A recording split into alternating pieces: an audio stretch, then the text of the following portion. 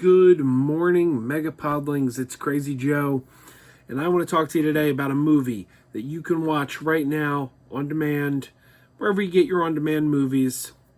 You can rent this. It's one of the new movies that is being billed as theater at home. I believe it also played at some movie theaters, so it may be playing at a theater near you. It is not playing at a theater near me, but I watched it on demand.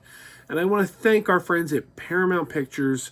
Paramount Pictures provided me with a screener copy that allowed me to review this film for you. So I want to thank Paramount Pictures for that. And the movie is a movie that was not on my radar. It's called Love and Monsters. Love and Monsters. This movie does not have a lot of big stars. Probably the only one or two people in here maybe you're going to recognize, but it's got Michael Rooker in it. Michael Rooker, who you of course probably know from movies like Guardians of the Galaxy or hey, he was in Mallrats. So you probably know Michael Rooker from Guardians, if nothing else. And the actress who played Colleen Wing in Iron Fist, she's in this as well. Other than that, I didn't really recognize too many people in this cast, mostly unknowns. But this is a movie about a post-apocalyptic world in which monsters, giant monsters, like kaiju-style Godzilla monsters, have taken over the Earth. Now, these monsters are mostly creatures that we have on Earth now, insects, frogs, things like that, crabs, creatures we have on Earth now that have been mutated and became giant size. Because of this, people are living underground in these colonies, these fortified underground colonies. And our movie is about a guy named Joel who is living in a colony with some friends, and everyone's paired off, so everyone's kind of got their end of the world life mate, shall we say. Except him. He's single. There's nobody left in his community. Everyone else is a couple. So he's single, he's lonely, and he's been this way for 7 years. He's also the least adept survivor in his group. Everyone else has some kind of survival skills.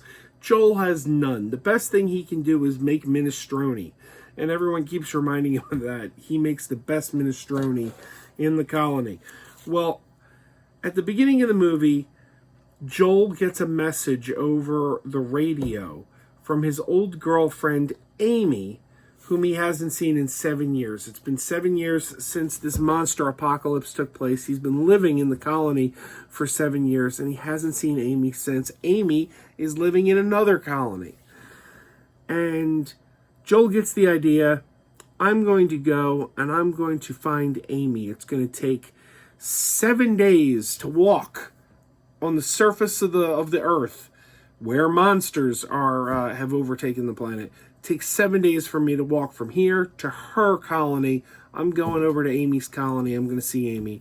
I'm going to make that 85 mile walk, and 7 days he's told it'll take. Now his colleagues are telling him, no, don't do this. This is a suicide mission. The best of us couldn't make this journey in 7 days across the surface with these monsters. No way you can do it. You're the worst of us. But he decides he's going to do it anyway for love, because he misses Amy. That's the premise of our movie. That's the beginning of the movie. That sets the stage for what's about to happen, because this movie is about his journey to Amy, or on the surface of the planet where monsters roam the Earth. This is a movie that had not been on my radar. I really hadn't heard anything about this movie in its development. I really had no at all awareness of this film until very, very recently. But I'm here to tell you, it's one of the year's best films. Now, I know what you're thinking. You're thinking, hey, Crazy Joe, that's a real low bar. That's a real low bar. There haven't been a whole lot of new movies this year. And yeah, it's been a very barren year in terms of entertainment and film and the arts. So there's like, what are you comparing it to? Fair enough. But this is a movie that's so good. This would be a great movie any year. Just happens to be coming out on a year where we haven't had much. But really, it's one of the year's biggest surprises. And maybe it's one of the year's biggest surprises because it wasn't on my radar. I love this movie. I really love this movie, and I recommend it as highly as I could recommend a movie to you guys. And I hope you guys will catch it. I hope this is something you will seek out and take a look at because it is just so much fun. First of all, we've got likable stars. I mean, the main actor, I'm not familiar with him. I hadn't seen him in anything before, though apparently he was the voice of Bumblebee in the Bumblebee movie from a couple of years ago. You guys know I love that movie, and apparently he was the voice of Bumblebee. But he's a likable guy. We like him. We immediately feel for him, and we want him to succeed. Michael Rooker is great in it as a survivalist he meets on the surface who tries to help him out. So yeah, we have a pretty good cast in this. They're not people you may know or know their names, but they're all good. Then we have the monsters. The monsters themselves, which are all mutated creatures like giant frogs and things. They're pretty cool looking. The monsters are cool. This is like, we're not talking cheesy sci-fi Saturday night, like Mansquito style monsters. Now, these monsters are pretty cool looking, and I really liked the monsters. I enjoyed watching the monsters.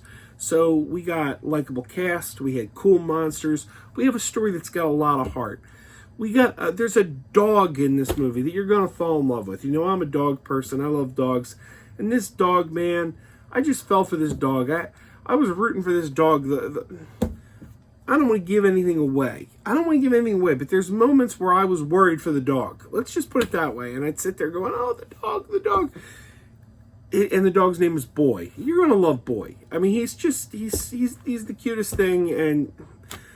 And then you've got this...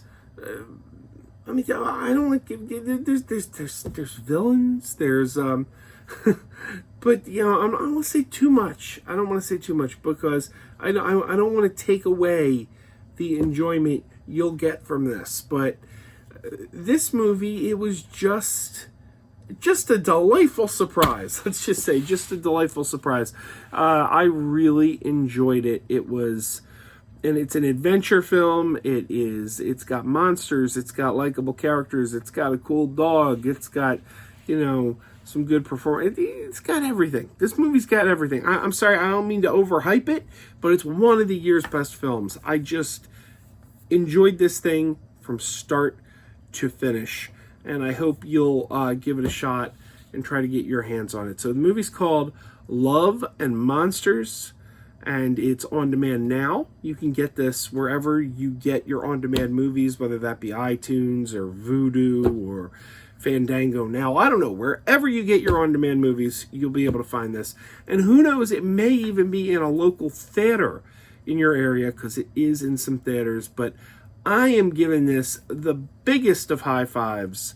I really enjoyed Love and Monsters. So thank you to our friends at Paramount Pictures for providing me with this screener. I am happy to give this movie my endorsement because, man, I had a heck of a good time with this one. I'd say, I talk about the year's best films I've said so far.